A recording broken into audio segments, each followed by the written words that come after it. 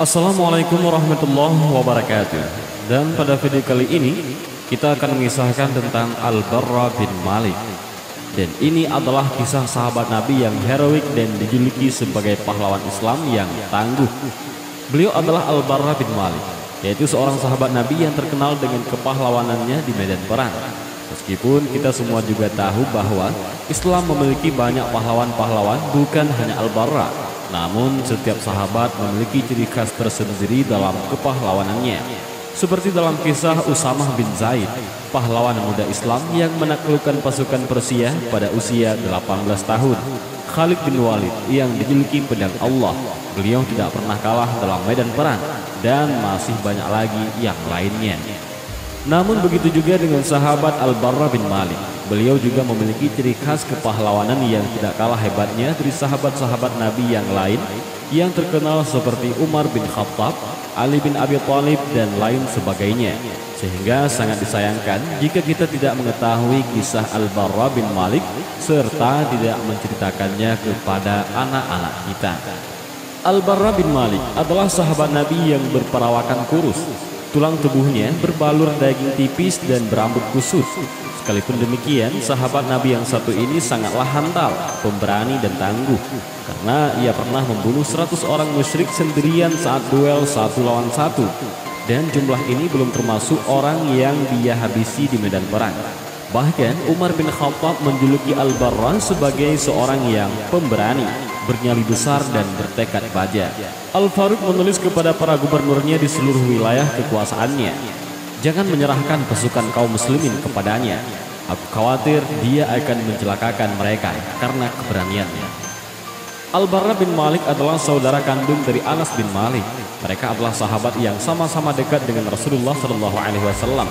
Kisah keberanian dan kepahlawanan Al-Barra bin Malik dimulai setelah awal wafatnya Rasulullah SAW. Saat Rasulullah SAW sudah menghadap Arabnya, banyak kabilah-kabilah Arab yang mulai keluar berbondong-bondong meninggalkan agama Allah Subhanahu wa Ta'ala dan menjadi murtad. Padahal ketika Nabi masih hidup, mereka masuk Islam secara berbondong-bondong. Sedangkan orang Mekah, Madinah, Taif, dan beberapa kabilah Arab yang tersebar masih tetap teguh di atas Islam. Mereka adalah orang-orang yang Allah teguhkan hatinya di atas Islam. Setelah Abu Bakar dibaiat menggantikan Rasulullah SAW, beliau langsung memerangi orang-orang murtad, terutama memerangi Nabi palsu Musailamah Al-Kazzab. Sayyidina Abu Bakar As-Siddiq menghadapi fitnah buta yang merusak.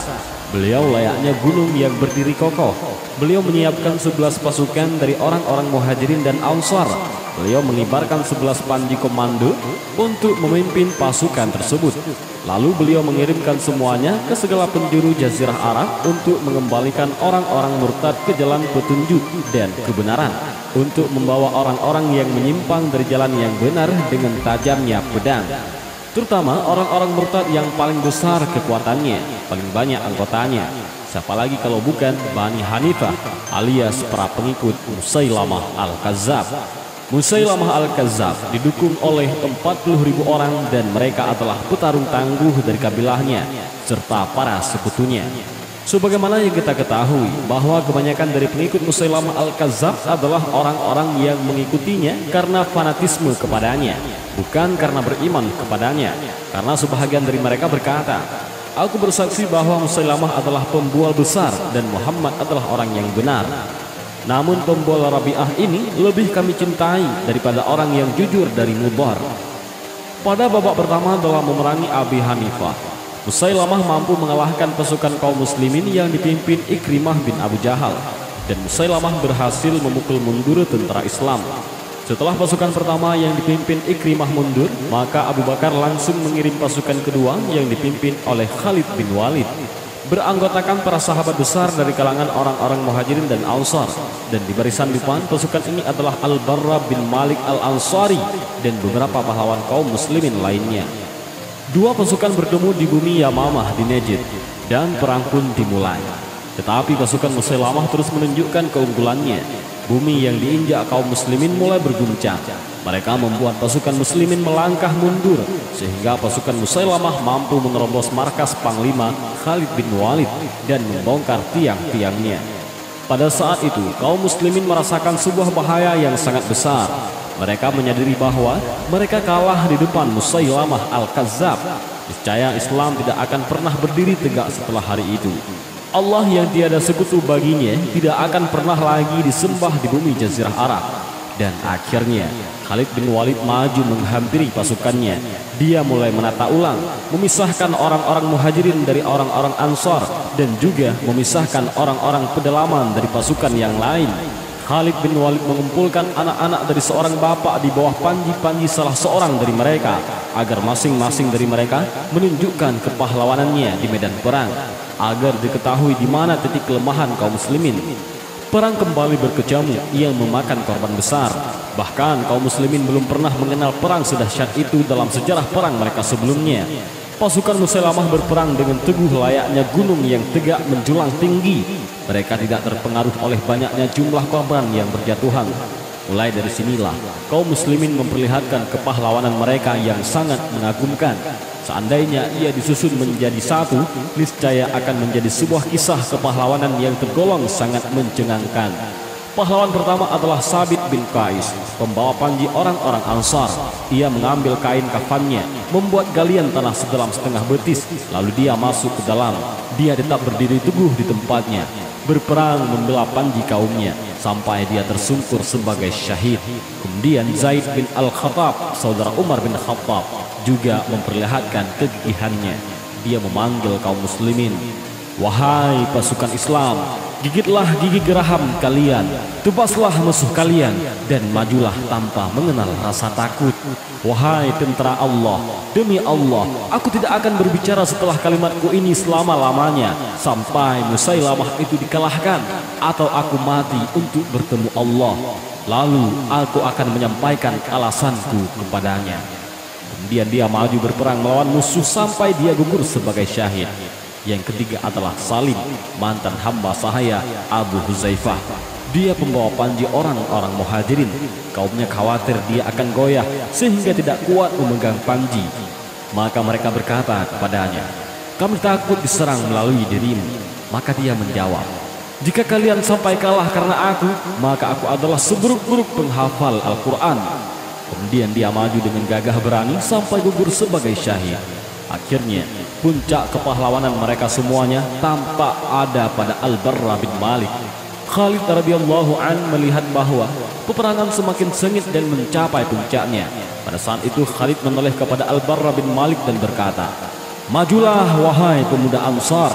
Maka Al-Barra melihat kepada kaumnya dan berkata dengan perkataan indah, memompa semangat kaum muslimin, "Wahai orang-orang Ansar, jangan ada salah seorang dari kalian yang berpikir untuk kembali pulang ke Madinah. Tidak ada Madinah bagi kalian setelah hari ini. Yang ada hanyalah Allah semata dan mati syahid." Lalu Al-Barra bin Malik melangkah maju menyerang orang-orang musyrik dan kaumnya mengikutinya.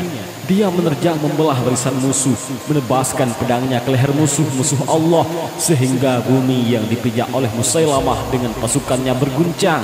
Maka mereka pun mundur berlindung ke dalam benteng yang kemudian dikenal setelah itu dalam sejarah dengan benteng kematian, karena banyaknya korban yang terbunuh di dalamnya. Benteng kematian ini sangat luas dan dindingnya yang tinggi. Musailamah dengan ribuan pendukungnya masuk dan mengunci pintu benteng dari dalam. Setelah bersembunyi di balik benteng, selanjutnya pasukan Musailamah menghujani kaum muslimin dengan anak-anak panah dari dalam benteng. Maka anak panah turun kepada kaum muslimin layaknya hujan yang turun dari langit. Pada saat itulah pahlawan kaum muslimin Al-Barra bin Malik melangkah ke depan dan berkata, "Wahai kaum muslimin, letakkan aku di sebuah tameng. Angkatlah tameng itu di ujung tombak, kemudian lemparkan aku ke dalam benteng dekat pintu gerbangnya. Kalau aku tidak gugur, maka aku akan membuka gerbangnya untuk kalian." Dalam sekejap, Al-Barra sudah duduk di sebuah tameng, berbadan kurus dan kerempeng. Puluhan tombak mengangkatnya dan melemparkannya ke dalam benteng kematian. Di antara ribuan tentara Musailamah, maka Al-Barra turun di antara mereka layaknya semua halilintar. Al-Barra melawan mereka sendirian di dekat gerbang benteng, menebaskan pedangnya sehingga dia berhasil menyudahi perlawanan 10 orang dari mereka dan membuka benteng, sekalipun dia harus menerima 80 lebih luka tubuhnya berupa tusukan anak panah atau tebasan pedang. Maka kaum muslimin berhamburan masuk ke dalam benteng kematian. Dari dinding-dindingnya dan pintu-pintunya, mereka menebaskan pedang-pedang mereka ke leher orang-orang yang murtad. Kaum muslimin bisa membunuh sekitar 20.000 orang dari mereka. Kaum muslimin sampai kepada Musailamah dan mengirimkannya ke pintu kematian. Setelah semua selesai, Al-Barra dibawa ke tendanya untuk diobati luka-lukanya. Khalid bin Walid menyempatkan diri untuk tinggal selama 1 bulan di Yamamah dalam rangka mengobati luka-lukanya, sehingga Allah memberinya kesembuhan dan menetapkan kemenangan bagi kaum muslimin melalui kedua tangannya. Meski sudah memenangkan perang melawan Musailamah, Al-Barra terus mencari syahadah. Dia terus menurjani perang demi perang. Dia sangat ingin mewujudkan impian besarnya, rindu ingin bertemu dengan Nabi yang mulia Rasulullah Sallallahu Alaihi Wasallam. Dan tibalah kini saat penaklukan kota Tustar di negeri Persia. Orang-orang Persia bersembunyi di salah satu bentengnya yang sangat tinggi. Maka kaum muslimin mengepung mereka dari segala penjuru seperti gelang mengelilingi pergelangan tangan. Pengepungan berlangsung lama. Orang-orang Rusia merasakan beratnya pengepungan. Maka mereka mulai mengulurkan rantai-rantai besi dari atas dinding benteng padanya, tergantung kait-kait yang telah dibakar dengan api, sehingga keadaannya lebih panas daripada bara. Kait-kait panas ini menyampar kaum muslimin dan menjepit mereka. Yang terjepit akan terangkat ke atas, selanjutnya dia akan mati ataupun mendekat kematian. Salah satu pengait besi itu menyambar Anas bin Malik, yaitu saudara Al-Barra bin Malik. Al-Barra langsung memanjat dinding benteng, memegang rantai besi yang menyambar saudaranya. Dia melawan kait dan berusaha untuk melepaskan Anas bin Malik. Tangan Al-Barra terbakar dan mengeluarkan asap, namun dia tidak memperdulikannya, sehingga dia berhasil menyelamatkan saudaranya. Al-Barra turun ke tanah setelah tangannya hanya tinggal tulang tanpa daging. Dalam perang ini, Al-Barra bin Malik Al-Ansari berdoa kepada Allah agar melimpahkan syahadah kepadanya. Maka Allah mengabulkan doanya, di mana dia gugur sebagai syahid yang bangga bisa bertemu Allah. Dan semoga Allah memberikan wajah Al-Barra bin Malik berseri-seri di dalam surga, membuatnya tenang karena bisa menyusul Nabi Muhammad Sallallahu Alaihi Wasallam, orang kekasih yang paling dicintainya. Dan semoga Allah meridainya dan menjadikannya ridha, dan semoga kita pun dikumpulkan bersama orang-orang yang mulia. Dan itulah kisah Al-Barra bin Malik, seorang pahlawan Islam yang tangguh di medan perang. Dan semoga dengan kita mendengar kisah-kisah seperti ini, mudah-mudahan kita menambah wawasan, ilmu pengetahuan, juga kecintaan kita kepada para sahabat-sahabat Rasulullah Sallallahu Alaihi Wasallam yang telah berjuang mempertegakkan kalimat La ilaha illallah, yang telah membantu Rasulullah Sallallahu Alaihi Wasallam dalam menyebarkan dakwah dan ajaran Islam. Dan mudah-mudahan video ini bermanfaat. Wallahu a'lam bishawab. Assalamualaikum warahmatullahi wabarakatuh.